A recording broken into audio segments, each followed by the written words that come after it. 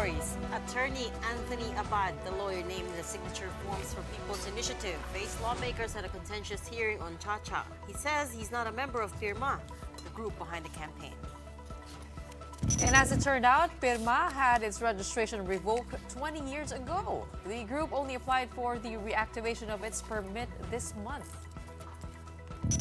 And the Masungi Georeserve Foundation uncovered several drilling sites within the limestone formations of the protected area. We'll be speaking with Billie Dumaliang, Director for Advocacy of the Masungi Georeserve Foundation, about this later on.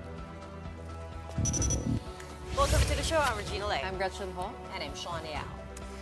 Lots of big news to tackle today, but first up, some updates on those bomb threats that the government agencies got yesterday. Joint investigations have been launched to track down the person or group behind them. Now, just to bring you up to speed, the Education Department's office in Bataan received a bomb threat via email on Monday. It was sent by a certain Takahiro Karasawa, who introduced himself as a Japanese lawyer. The sender said he planted high-performance bombs in major Philippine government facilities. A similar bomb threat email was received by the DENR Central Office in Quezon City, so both DepEd in Bataan and DENR QC suspended work. Classes in Bataan and Zambales were also suspended as a precautionary measure. Just a day after that, the Bureau of Immigration launched an investigation into the case. Now they're trying to track down the sender of the emails. The Cybercrime Investigation and Coordinating Center also says this isn't the first time the government received threatening emails from the same source. Twice last year, sporadic, and then ngayon malaki. Same content. Bomb threat lang talaga. So some government offices, as part of protocol, nagpa-evacuate na sila. But again, we don't want them to violate security protocols. A threat is a threat. Whether we should not take it lightly. Kasi part namang training naman natin yun na ascertain first the danger. As we mentioned, the sender used a Japanese-sounding name, so this begs the question, has there been any coordination with the Japanese government at all? We'll be asking that to Gerard de la Peña. Gerard, what's up? Shawn, the Philippine government has tried reaching out to the Japanese embassy regarding the matter, but they have yet to receive a reply. For now, the NBI has also commenced its own investigation into the bomb threats together with the Justice Department. The agency says this is in line with the directive of Justice Secretary Boying Remulla. Aside from the DOJ, the NBI is also working with the Japan Police Attaché and other foreign law enforcement agencies for the investigation. The NBI says this will allow them to, quote, comprehensively evaluate the threat. Shawn, the NBI Director Medardo de Lemos is also advising the public to remain vigilant and to report any suspicious activity or information related to the bomb threat. Shawn. Gerard Del Peña of News 5, thank you. There's actually a report on Philippine Star that it isn't just the Philippines that got the bomb threat. At the same time, Malaysia government agencies got bomb threats on the same day yesterday. And in 2023, there was also a scare for Korea government agencies. They got a hold of the lawyer who denied that he was involved and his name was just being used. This is why it's so strange, because it's happened not just here, it's happened not just this time around, and yet it seems like the balls Why will be can't rolling. we catch this person, you mean? Why can't we catch? Yeah, or why has is it so difficult? Like, And we're why- involving 3 countries. Yeah, and why only now? Like, there seems to be some sort of like serious investigation ongoing. Especially since these 3 countries are very sensitive to issues around terrorism or even potential attacks, right? Because we've lived through past experience. We know what it's like. So, I don't know. Weird, diba? A lot of weird things definitely happening today. Meanwhile, over in the Senate hearing on the People's Initiative campaign continued today, this time with lawmakers confronting Attorney Anthony Abad, whose name is in the signature forms being distributed across different localities. Senators grilled Abad about his involvement in the signature campaign and whether he had links to House Speaker Martin Romualdez. Abad said he was only supposed to be an advisor if the petition took off, and his name just so happened to be on the paper because of his initials. Let's listen to this exchange. You have no involvement, but you are the single name on the signature sheet. Because of the alphabetical order of the petitioners, my name was put at the top. I did not join this to engage in fraud. Nangyari na nga eh. Tinatanong ka namin kung pananagutan mo ba yan. I'll address it. Mr. Oñate already admitted that he sought the help of Speaker Romualdez. Did you also meet with Speaker Romualdez? I met him also. I just accompanied Mr. Oñate and Kong Rufus, and well, he just thanked me for participating. Well, so he met the House Speaker. He did. Naalala niya. I mean, okay. First of all, let's clarify that. Just for disclosure, Regina and I used to work with Tony, and we have remained Full friends with him. disclosure, that's right. We used to work with him when he was a co-anchor In of Bloomberg ours at TV Bloomberg TV Philippines. That's which right. is- That was many years ago. Yes, but So that's we actually do know the same him. channel as One News. So One News So we- used to be Bloomberg TV. So we do know him, but it was many years ago. But What regardless, did you make of the hearing? Well, first of all, he clarified that he's not a member of PIRMA, right? PIRMA stands for People's Initiative. for Modernization and Reform Action. So he was saying he was just there as an advisor on a voluntary basis, and he was just meant to come in if emphasis on if the petition took off. The problem was that I don't think the senators bought it because there were still a lot of lingering questions that the group could not answer. For instance, what specific economic provisions did they want to change, right? So, eto na yung the ball is now in Mr. Noel Oñate's court. Like, okay, you started this petition. What were the changes, right, that we wanted to make?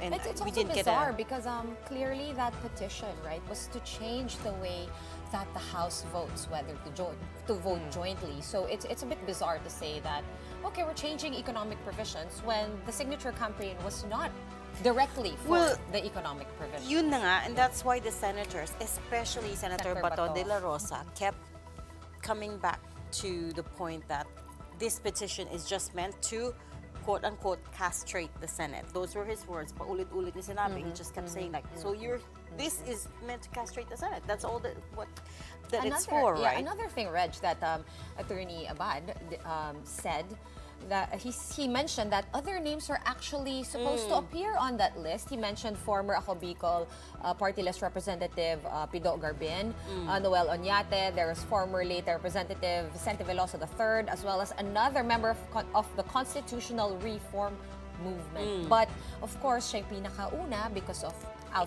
his name is Anthony nga A. naman. Abad. Okay, so naging et al yung iba. Parang ganon. Okay, so... Pero hindi lang yun ang question, no? Question din yung money. And the yes. timing of the DSWD's magical Ayuda sa Kapos sa Kita o AKAP program, which has 26 billion in funding, because there have been accusations that ayuda is being withheld. Yun nga sinasabi, no, hindi ka mabibigyan ng ayuda kapag hindi ka pumirma. Oo, pero itong AKAP, no, linawin lang natin na this is an unprogrammed fund. In fact, the total request for this is 60 billion. Pero yung nakalagay pa lang dun sa unprogrammed is something like 26 point something billion pesos. Meaning, it's not actually there, and it will not be released, or it won't even be an actual thing unless may savings, etc., from the budget. So medyo magulo pa yon right now. I don't know if further down the road they will maybe have another hearing. Ayuda sa Kapos sa Kita. Well, the DSWD denies requesting for such fund for the project. So that's what they said about that. And they're finalizing guidelines for the program still. But, you know, like I was looking at this GMA News online article from December 12, and it does say, you know, Speaker Martin Romualdez actually said and explained kung ano yung AKAP. This is for like yung mga factory workers, construction workers, not exactly yung 4Ps, pero kailangan pa rin daw ng tulong sa government. So it's also not a new thing. I mean, it does have a digital news footprint, so it has been mentioned before by the House Speaker. Well, one of the other, I mean, as to the question of timing, that was also Senator Bongo's point, right? He was saying some of these beneficiaries have been waiting for their ayuda since November, 5 months na daw since then, and they haven't received it. Bakit daw yung for PIRMA, agad-agad they're able to give? So that was his point. And again, listening to the whole hearing, I'm not sure that they were able to give a satisfactory answers to the lawmakers. So I don't know if this hearing is going to have another installment.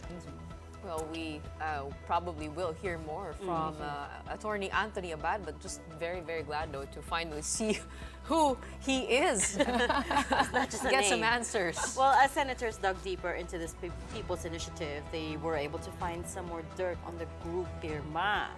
Mayan Los Baños is here to tell us more. Mayan, what do you have?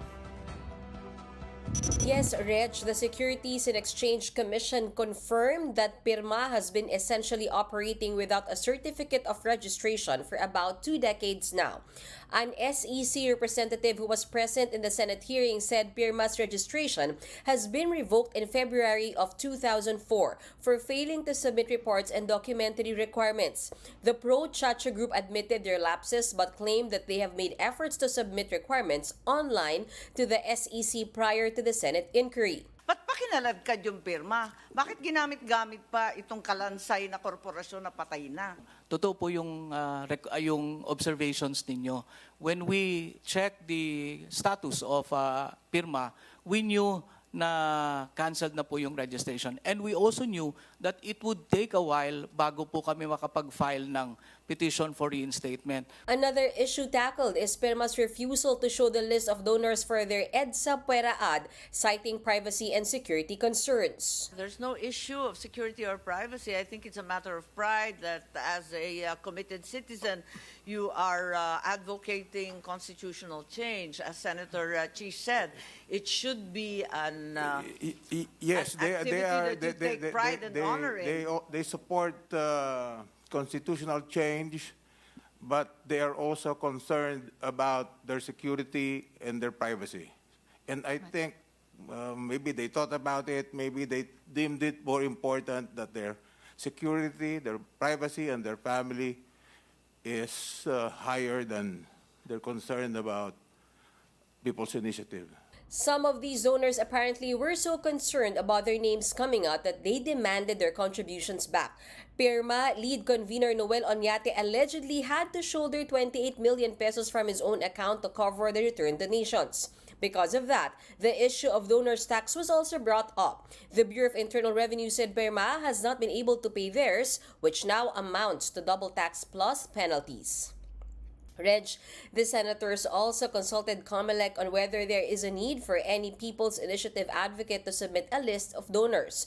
The COMELEC said it's still reviewing the relevant rules on the matter. Reg? All right, thanks for that update, Mayan Los Baños. Here to talk about the latest on the People's Initiative campaign and preparations for the upcoming midterm elections next year. We have with us COMELEC Spokesperson Attorney Rex Laudiangco. Good evening, Attorney Rex. Thanks for being with us again tonight. Good evening, Ma'am Shawn, Ma'am Regina, Ma'am Gretchen, to all the viewers of The Big Story. Good evening po.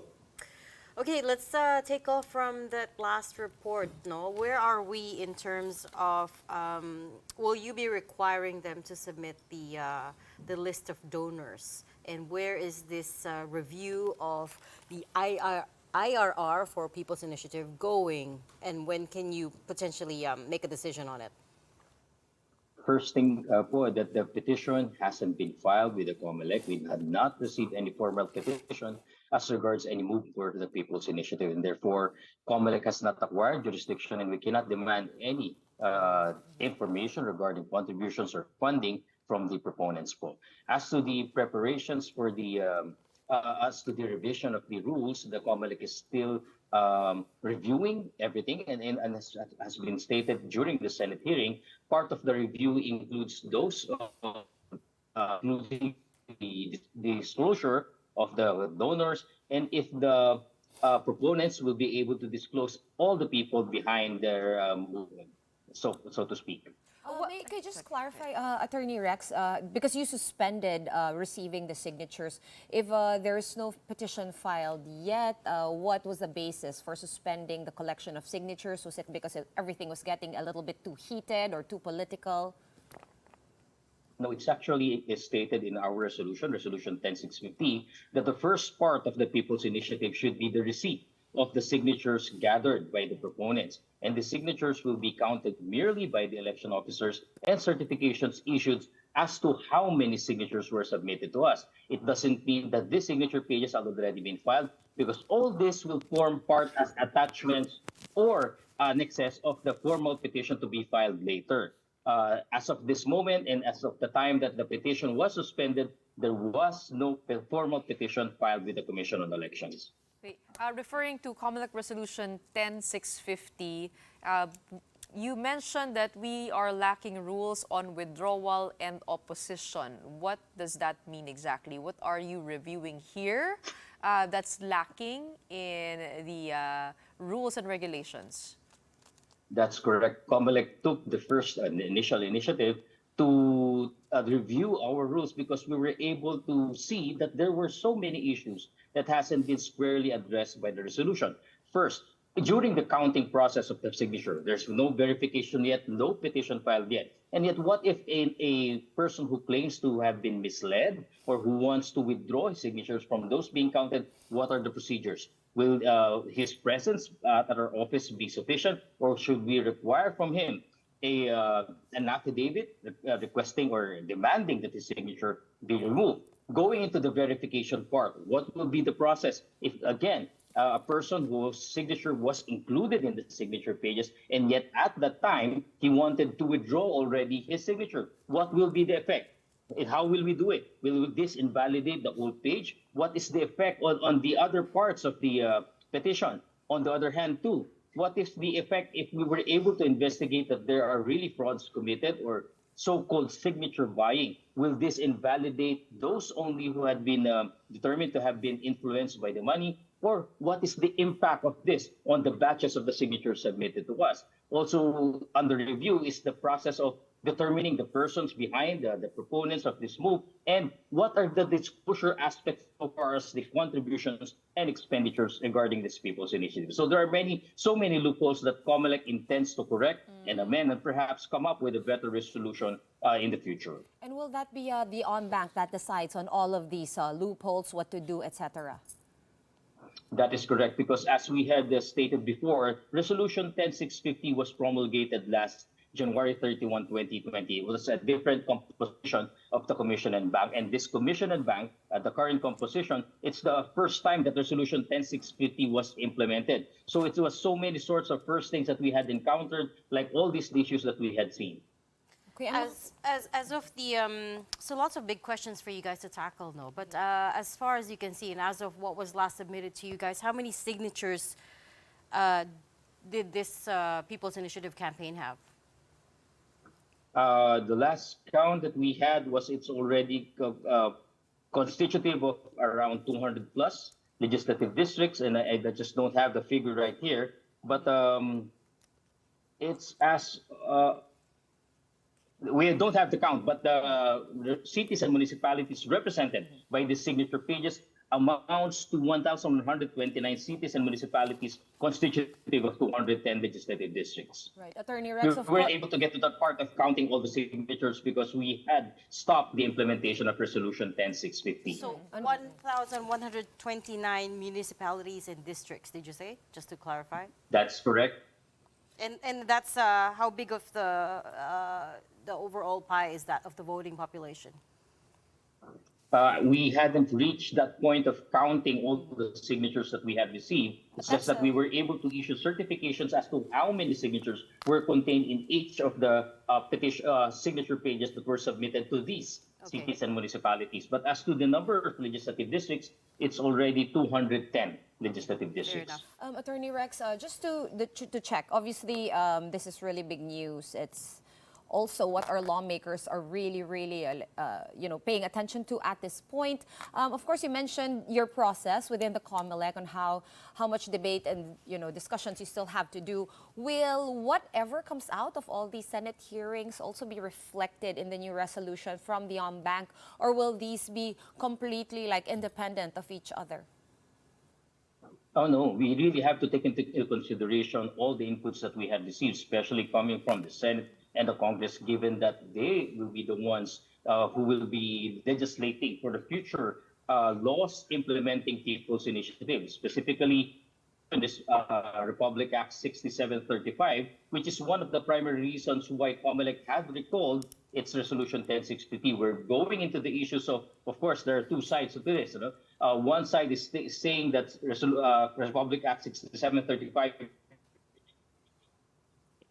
But on the other hand, there's a second school of thought that indeed, the Republic Act 6735 was declared insufficient to implement the People's Initiative. So these are part of the legal aspects that we're considering, aside from the operational and administrative aspects of implementing People's Initiative petitions. Speaking of legal aspects, are you also reviewing the constitutionality of this petition that is set to be filed, because our lawmakers are saying that this isn't valid since this targets a revision instead of an amendment, which is what the People's Initiative only allows?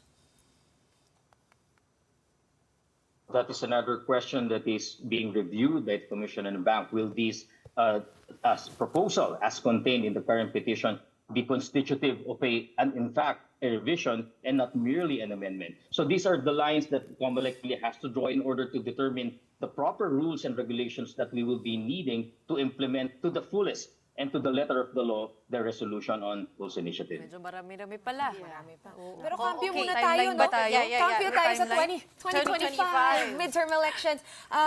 Attorney Rex, ang dami ring issues with that, no? First of all, the new concessionaire who's going to be handling the Korean firm. How's that going along? And how is voters registration also coming along given na magsasabay yung BARM election sa midterms?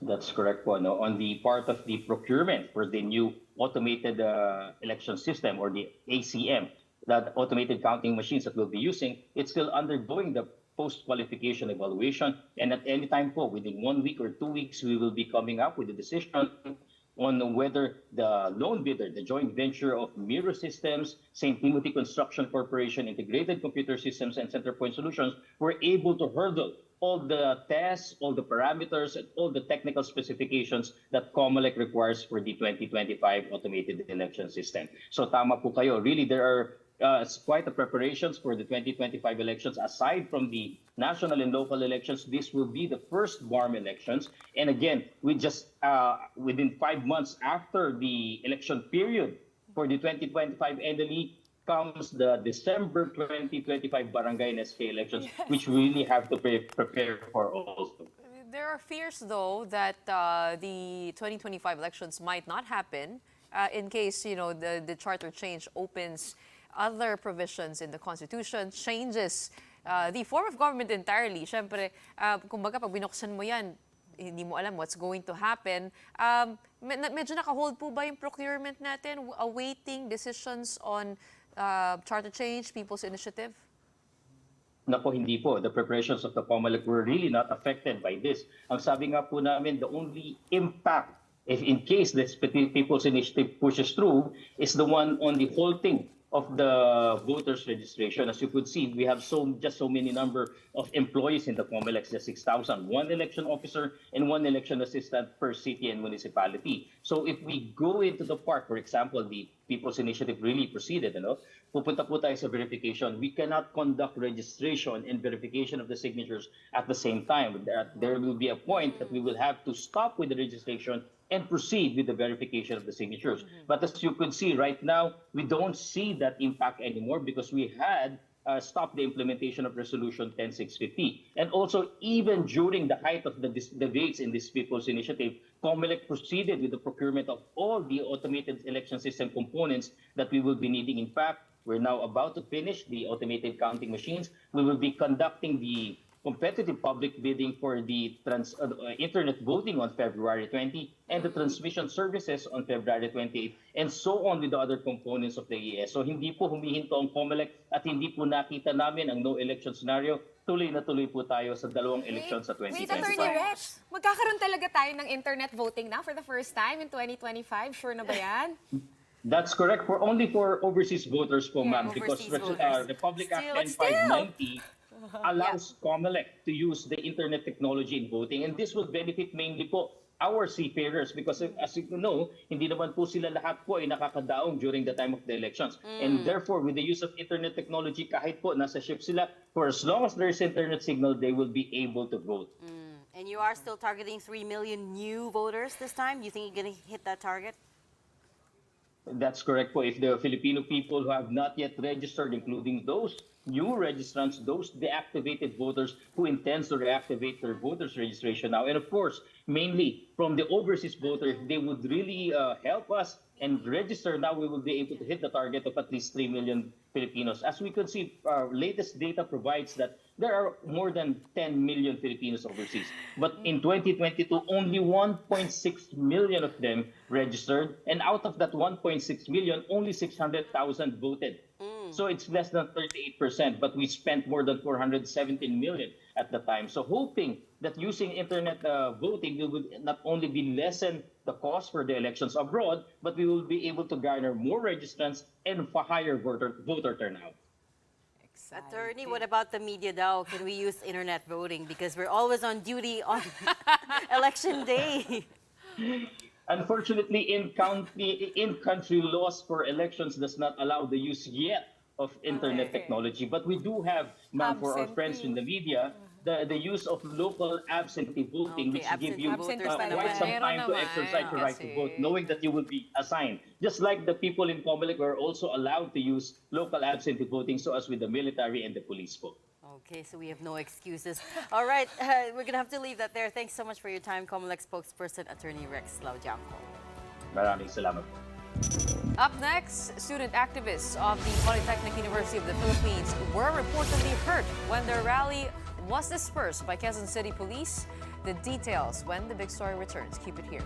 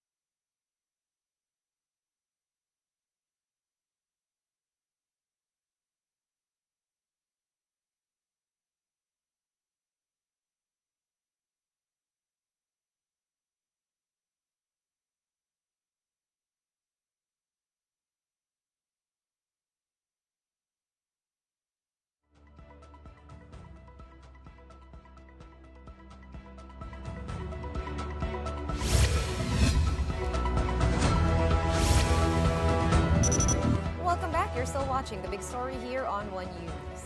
The Commission on Human Rights in the Quezon City LGU expressed concern over the alleged violent dispersal of students protesting outside the House of Representatives on Monday. Take a look at this video.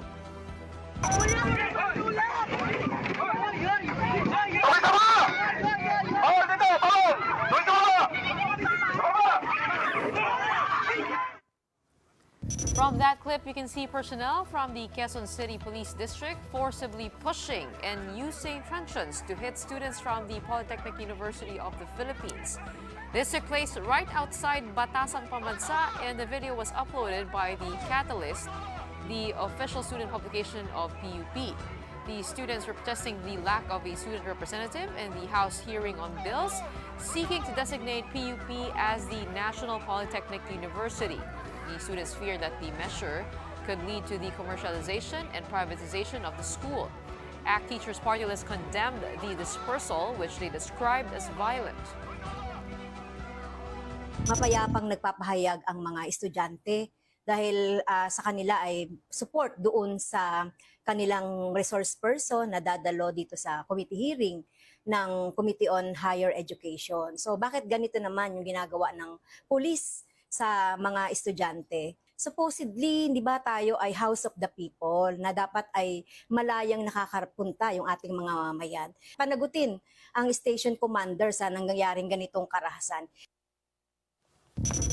The Commission on Human Rights also expressed concern. The agency noted that Filipinos have the right to peacefully assemble in public spaces, and even if the students did not have a permit to rally, the CHR said the policemen should have exercised maximum tolerance. Dapat kung isinasakatuparan nila yung kanilang mandato na yan, isaalang-alang po nila na dapat merong human rights based approach, lalong-lalo na po itong mga kabataan na ito ay nag-i-air lang naman ng kanilang grievance at meron naman po silang karapatan to peaceably assemble. Even Quezon City Mayor Joy Belmonte condemned the QCPD's actions. She said in a statement that there is no place for such actions in Quezon City, noting that it is known as a place where different groups are free to assemble, express their concerns, and exercise their rights. The QCPD has yet to release its own statement on the issue, but according to Mayor Belmonte, she has told QCPD Chief General Red Maranan that his personnel's actions should not be condoned. Mayor Belmonte says Maranan has already asked the PNP Internal Affairs Service to investigate the matter and find out whether his personnel conducted violations to police operational procedures. The mayor added that Maranan has also spoken with the station commander of Batasan Police to inform them on how to properly handle protests. Right, moving on to other news. Vice President Sara Duterte says her relationship with President Bongbong Marcos remains good. She also responded to questions about her relationship with First Lady Liza Araneta Marcos. Listen to this. We have no problem with each other. President Bongbong Marcos and I are doing good. We are okay in terms of our relationship, both personal and working relationship. I'm sorry for asking, what about the First Lady, ma'am? Kasi nung recent yung departure, parang marami nakapansin, ma'am, na parang may dadmahan daw sa relationship with the First Lady. Yes, opo. I have no comment as of this time. I know I couldn't tell her expression. Now, the Vice President made these remarks in an interview in Kuala Lumpur, Malaysia, where she is set to meet with Malaysian officials. She keeps getting asked about her relationship with Marcos Jr. because, of course, in recent months, her father and her brother have been attacking the president verbally. For instance, at a rally in Davao City a few weeks ago, former President Rodrigo Duterte called Marcos Jr. a drug addict and called for an end to the People's Initiative for Charter Change. On the other hand, Mayor Baste called on Marcos Jr. to resign. VP Sara says she has not spoken to her brother nor her father about those things that they said. Hindi pa kami nagkausap ng pamilya ko. Hindi pa kami nagkausap ng mga kapatid ko. Wala. Hindi naman nagtanong sa akin si Pangulong Marcos about sa mga sinabi ng aking kapatid at ng aking tatay. And when asked about her election plans, VP Sara again left it very much open for the public to decipher. Sinasabi ko lagi na ang politika parang buhay lang yan, hindi mo alam kung anong mangyayari bukas. Kind of like life is like a box of chocolates, no? You just don't know what you're gonna get. We're gonna pause for a quick break right now. After that, we'll be speaking with the Director for Advocacy of the Masungi Georeserve Foundation about the multiple drillings found in that conservation area. Don't go away.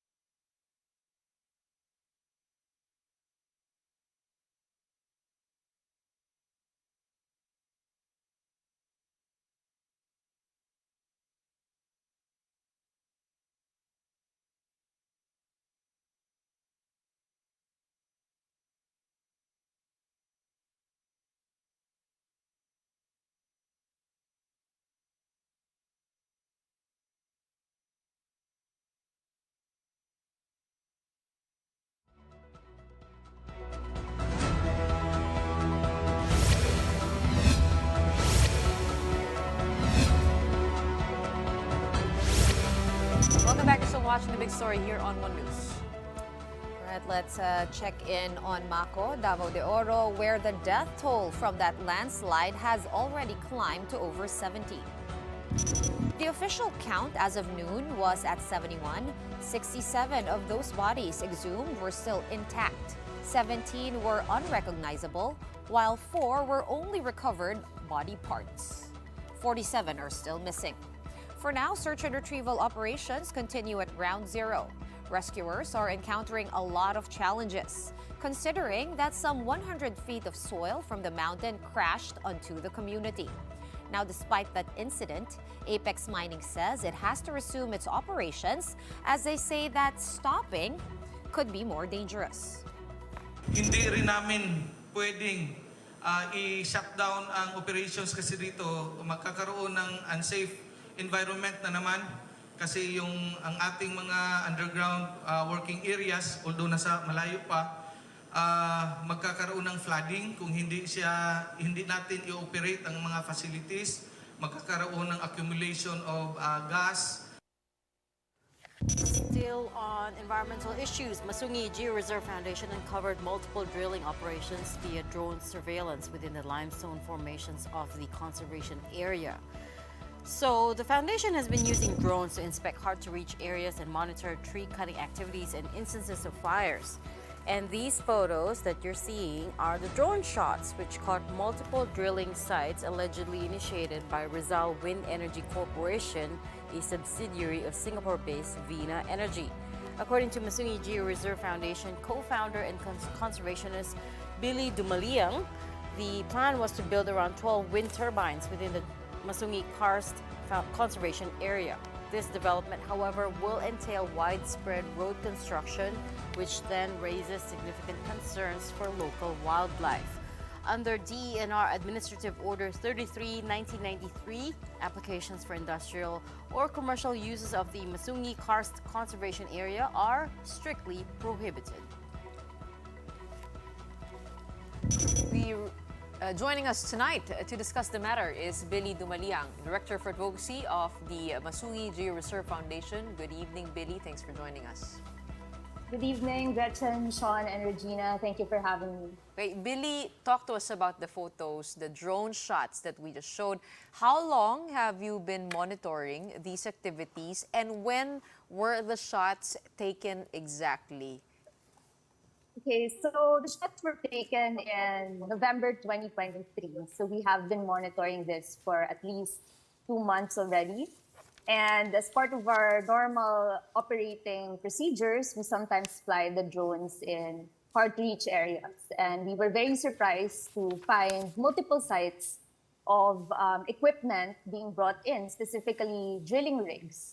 No, and when we zoomed into the tarpaulins that were hung in these structures, it showed the name of the company, which was Rizal Wind Energy Corp. And of course, immediately we researched on what this company is about and who owns it. And that's how we came up with the name Vina Energy, which is supposedly a Singapore-based renewable energy player in the Philippines. So this is very disturbing because, again, Masungi is a prime conservation area in Rizal.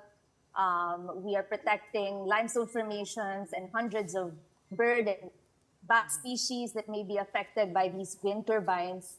And it's just devastating to see that, these companies are still interested in doing large-scale developments such as this.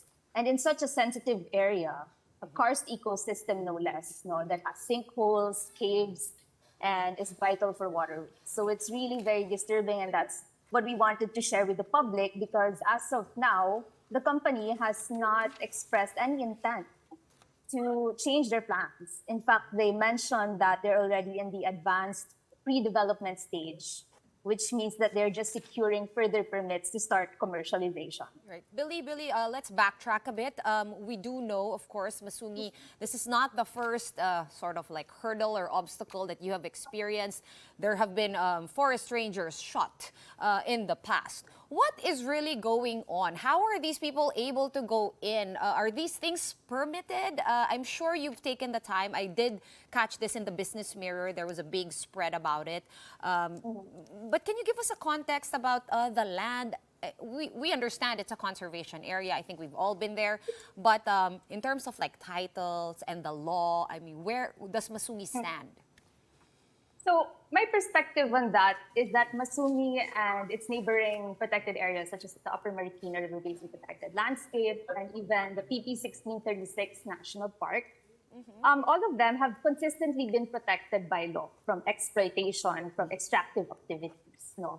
But as we have seen in our past experiences, in the past instances of intrusions in Masungi and quarrying interests, land claims, etc., all of these are a result of poor governance and poorly made or misguided decisions. I believe that you could use these policies, you can use environmental laws and the laws of the land to exploit the area if you wanted to, because there are backdoors to be able to do this. But if you wanted to use the policy and the law to protect the area, you can use that as well. So it really depends on what is the leadership, what is the vision of those in power in this area. Is it to protect really the area for future generations, or is it to earn money and give it away for short-sighted interest and activity? Billie, I understand you actually have reached out to the company. What did they tell you about the project and maybe the process of how they were able to actually get there or get the permits?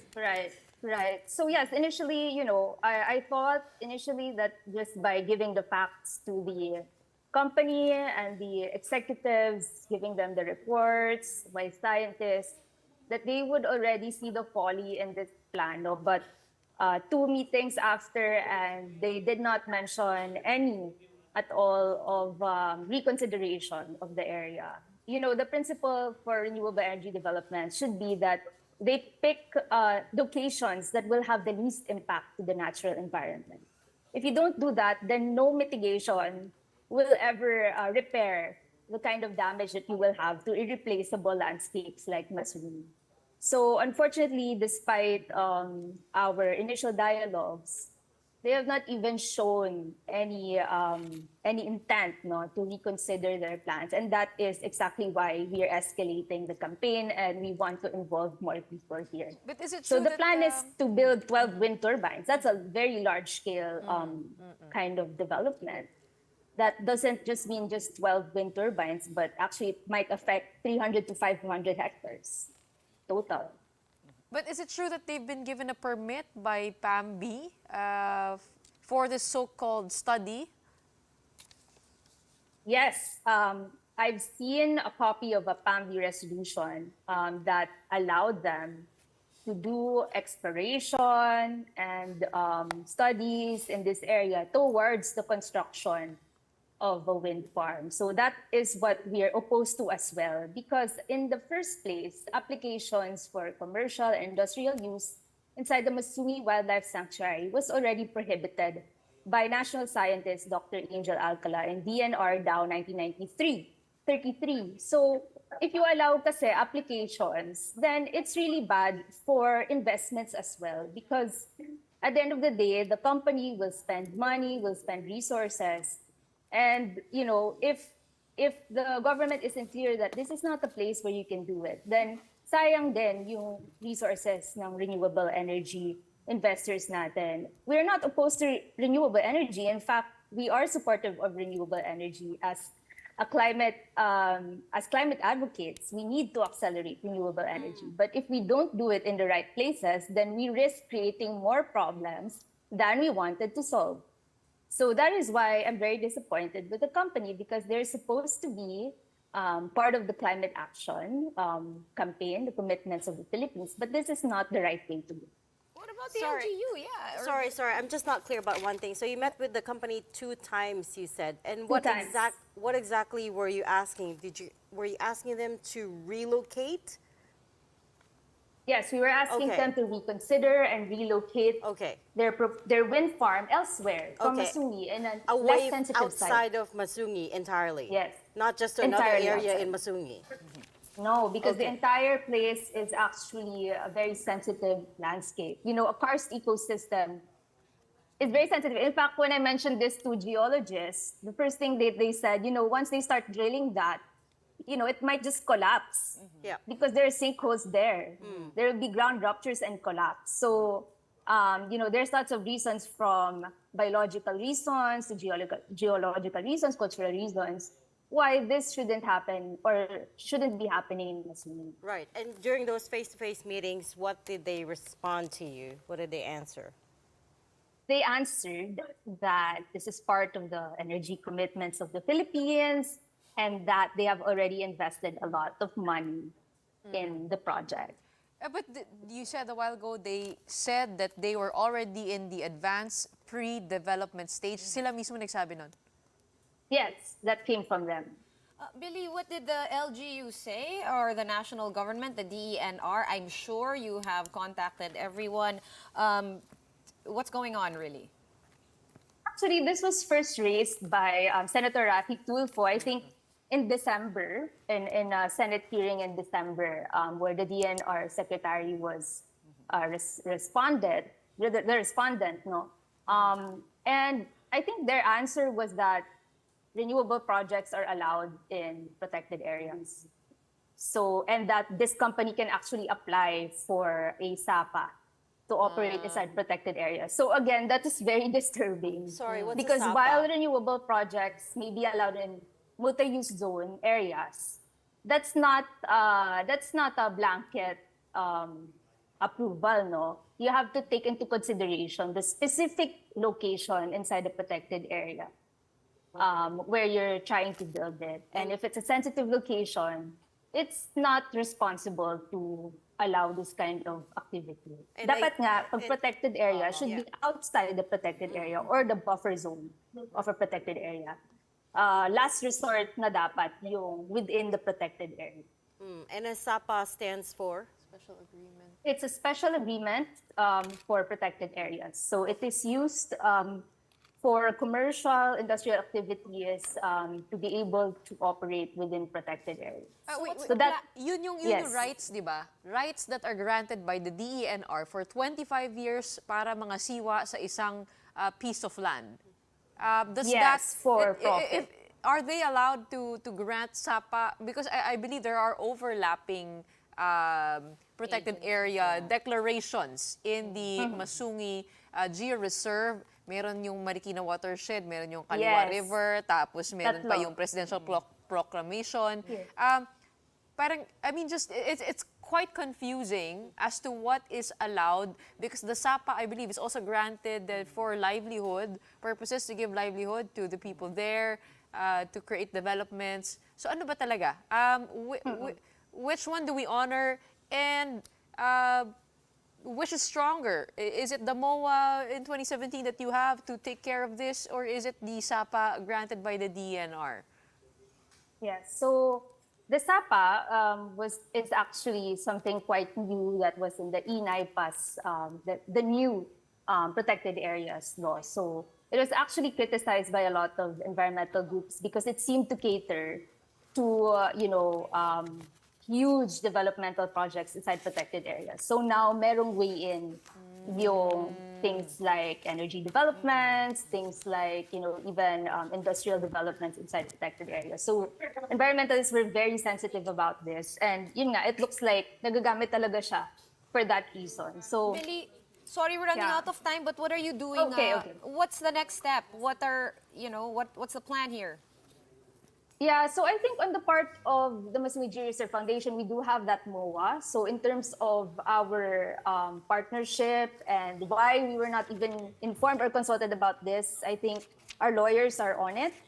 But in terms of the broader movement, it's really about repeating the success that Masungi has had with our past campaigns versus quarrying, versus land grabbing, wherein the media and the public have really helped a lot. So I think in terms of this campaign, it's very interesting because this is against a renewable energy project. There are different dimensions. But I think it's a chance to show how the Filipinos are now more conscious and more aware of how to protect our natural resources. That's right. Nagalit na si Ann Curtis. We're gonna be doing that Kanina. for the next few months. Okay. All right, well, thank you so much for joining us and explaining everything. It's quite a complicated matter. And of course, we are with you and hoping that the Georeserve is preserved for generations to come. Billie Dumaliang, Director for Advocacy of the Masungi Georeserve Foundation. We would also like to note that we did reach out to Rizal Wind Farm, but they have not replied to our message. But we'll keep trying to get their side of the matter. That's such a heavy matter, but it's time now for our big picture tonight. All right, what you're seeing are traditional palaspas being burned for tomorrow's commemoration, not of Valentine's Day, but of Ash Wednesday. Yes, Lent begins tomorrow, so the ash from these burnt palaspas will find its way onto the foreheads of devotees who will be hearing Mass tomorrow. Ash Wednesday, of course, marks the start of the Lenten season for Roman Catholics, which is the remembrance of the passion, suffering, death, and resurrection of Jesus Christ. Sabi na nga sa mga walang date para sa Valentine's, doon na lang tayo sa abo. Magsimba ka na lang. I love it. Diba? Two special occasions in one day. 3! One person really, you keep forgetting. And Chris Aquino. Special occasion yun At to saka si mark. Heart. 100 years! Oh, it is a milestone age. The milestone age in all milestone I know ages. the Philippine Star has a special report. I heard Miss Ami Pamintuan Wow. saying that I'm they have excited something to read planned. that. And I'm sure a big party. Si Lord de Vera, usually ginagawa niya ng story. Abangan natin bukas. Abangan kung natin meron. bukas after yeah. the light At at 2 p.m. Okay, maraming ganap bukas. Masyadong marami. But that's it for the show on this Valentine's and Ash Wednesday Eve. We are One News, all sides, all the time. Thanks for tuning in. Have a good night.